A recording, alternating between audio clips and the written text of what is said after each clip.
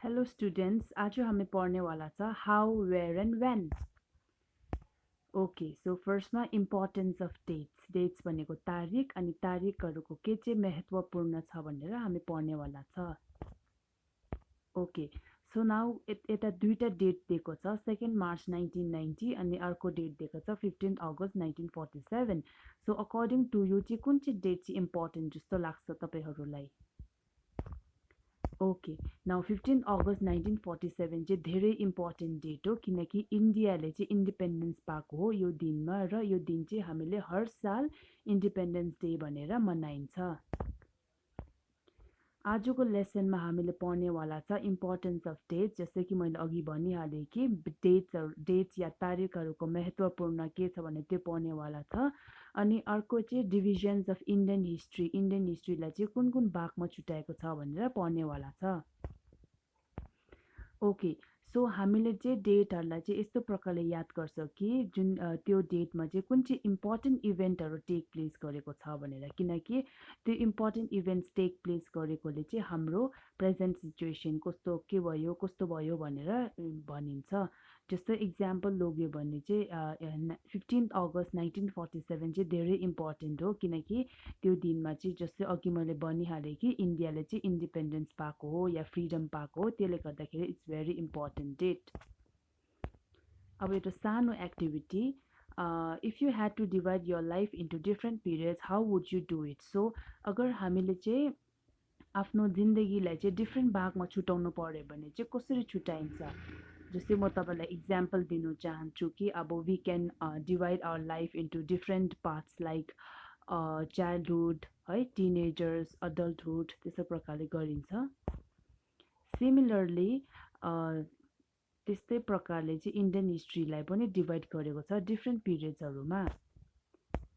Okay, so now Indian history चाहिँ different पिरियड्समा divide गरेको छ, so that we know different characteristics या features of that particular period and we can also see significant changes from one period to another. जस्तै हाम्रो लाइफलाई चाहिँ childhood है, adulthood, टिनेजर्सहरूमा छुट्याएर चाहिँ के इम्पोर्टेन्ट चेन्जेसहरू आएको छ भनेर हामीलाई थाहा छ। त्यस्तै प्रकारले चाहिँ इन्डियन हिस्ट्रीलाई पनि डिफ्रेन्ट पिरियड्सलाई छुट्यायो भने चाहिँ हामीले चाहिँ स्पष्ट प्रकारले थाहा पाइन्छ कि के क्यारेक्टरिस्टिक्स या फिचर्स रहेछ, या एउटा पिरियडदेखि अर्को पिरियडमा चेन्ज हुँदाखेरि चाहिँ कुन इम्पोर्टेन्ट चेन्जेसहरू भएको रहेछ भनेर थाहा पाइन्छ। Okay, so British division of हिस्ट्रीमा चाहिँ हिन्दू पिरियड, मुस्लिम पिरियड र ब्रिटिस पिरियड छ, तीनटा भाग।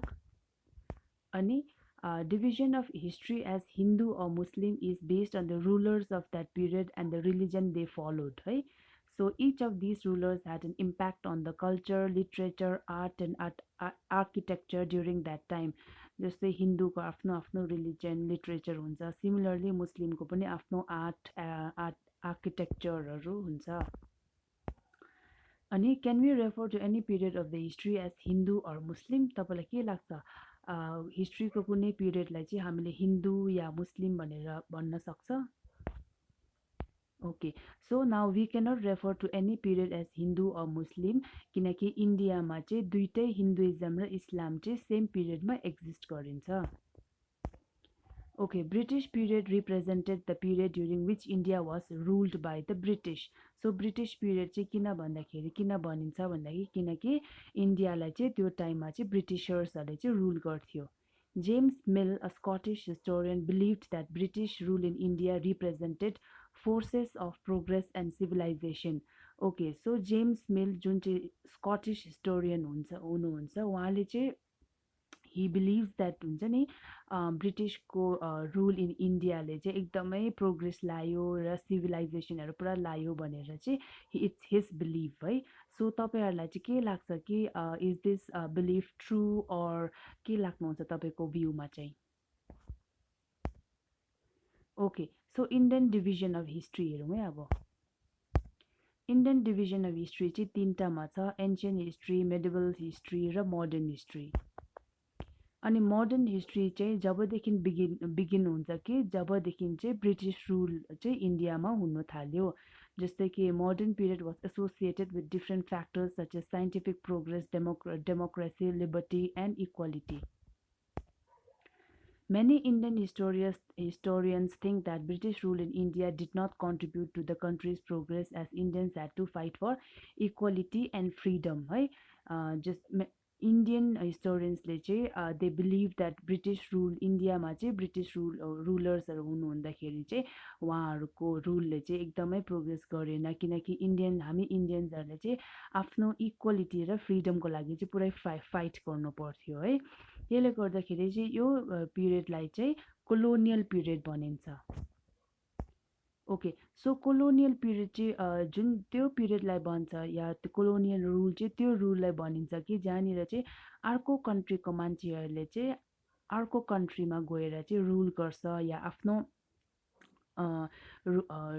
पोलिसिज रुल्सको अनुसारले चाहिँ कन्ट्रीलाई चलाउँछ जस्तै कि अब इन्डियामा ब्रिटिसर्सहरूले रुल गर्यो है अनि इन्डियामा चाहिँ अब आफ्नो इन्डियाको मान्छेहरूले चाहिँ आफ्नो रुलहरू चलाउनु पाउँथेन होइन किनकि अब ब्रिटिसहरूले चाहिँ रुल गरेको छ र उनीहरूले चाहिँ एकदमै कन्ट्रोल गर्थ्यो र इन्डियन्सहरूले चाहिँ के गर्नु सक्थेन आफ्नो अनुसारले अब जे पनि गर्नु पर्थ्यो एकदमै ब्रिटिसको अर्डरको अनुसार गर्नु पर्थ्यो Sources of colonial history. Okay, so sources of colonial history as artifacts, manuscripts, and written records to gather information about the medieval period. Okay, so now let us now look at the kind of sources available during the colonial period. अब colonial period में चाहिँ sources के रहेछ भनेर हामी जान्नु है त ओके फर्स्ट हुन्छ एडमिनिस्ट्रेटिभ रेकर्ड्सहरू है किनकि important source of information is the official records of the British administration अनि ब्रिटिसहरूले चाहिँ बिलिभ गर्थे कि राइटिङ अर डकुमेन्टिङ चाहिँ पुरै इम्पोर्टेन्ट छ किनकि every instruction plan policy decision र अग्रिमेन्ट इन्भेस्टिगेसन चाहिँ रेकर्ड गरेर राख्यो भने चाहिँ उनीहरूलाई फ्युचरमा पनि काम लागिन्छ र इजी हुन्छ भनेर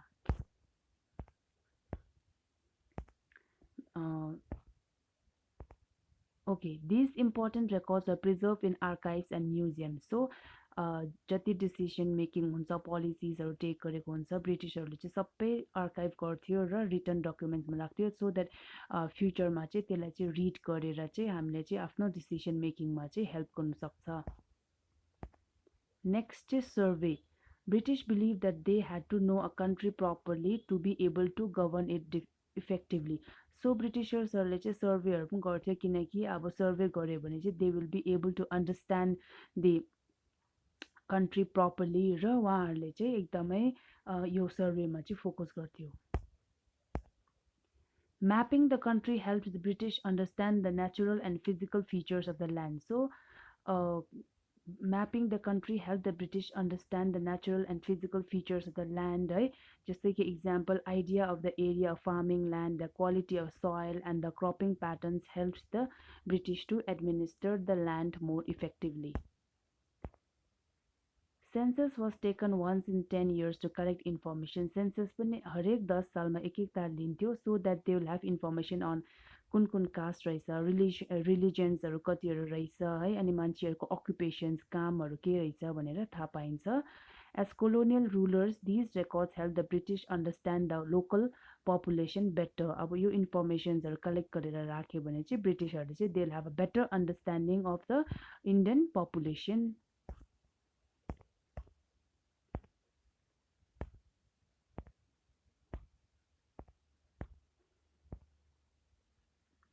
Historians use diaries of people, accounts of travelers, autobiographies of important personalities, and popular booklets that were sold in local bazaars. Bhagat Singh's diary gave historians some information about this period. So डायरीहरू पनि use गर्छ है ट्राभलर्सहरूको अकाउन्ट्सहरू use गर्छ त्यो गऱ्यो भने चाहिँ better information पाउँछ अर्को चाहिँ प्रिन्टिङ थ्रु प्रिन्टिङ mediumsहरूबाट पनि इन्फर्मेसन पाइन्छ if you go through different news papers त्यो न्युज पेपर्सहरू इभेन्ट्सहरू डिफ्रेन्ट इभेन्ट्सहरू दिएको हुन्छ है so through reading those events हामीले थाहा पाइन्छ कि के स्पेसिफिक इभेन्ट्स भएको थिएछ र डिटेल्सहरू चाहिँ कलेक्ट गर्न सकिन्छ Leaders and reformers used writing as a means to spread their ideas. Poets and novelists expressed their thoughts in literature.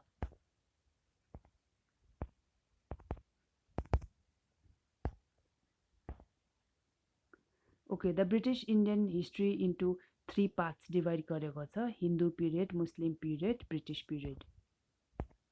What are the different kinds of sources used to study colonial history? So, these were the different sources that were used to study colonial history. Administration records maintained by the British, surveys conducted by the British, newspapers from the colonial period, biographies, autobiographies, and poems written by freedom fighters and people during the colonial period.